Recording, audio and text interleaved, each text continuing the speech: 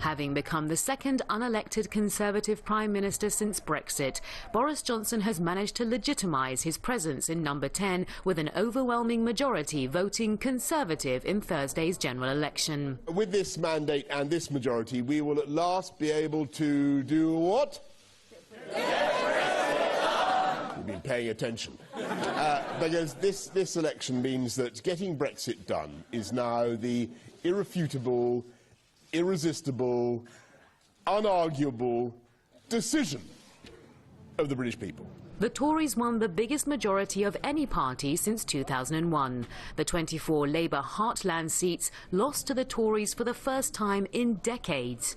The new Conservative majorities in 3 of these constituencies is more than 20 percentage points. Dudley North, Bassetlaw and Great Grimsby.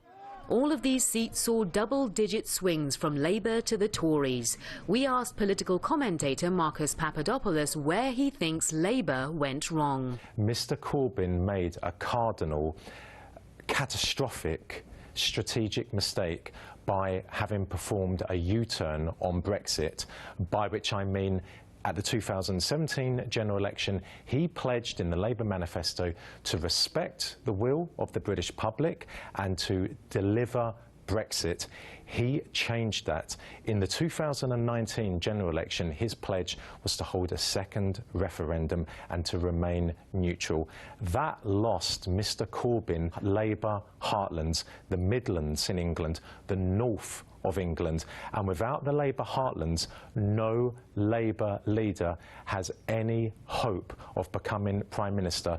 The day after, the post-election discussions and arguments have commenced across the nation. Here in London, we hit the streets to ask people if they are surprised about the results.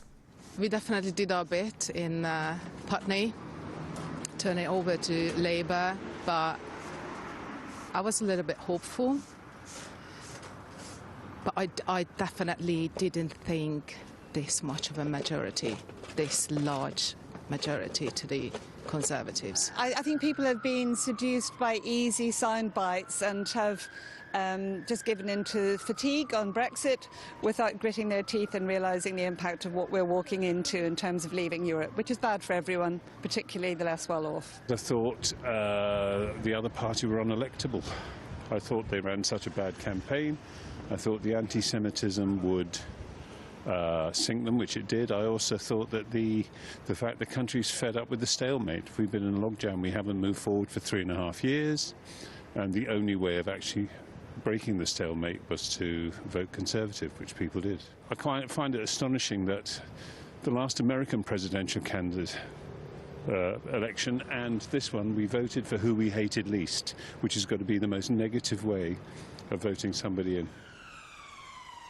So it falls to the Conservatives to lead the UK into an uncertain future post-Brexit, an unadmirable situation the Tories will have to handle well in order to maintain their majority.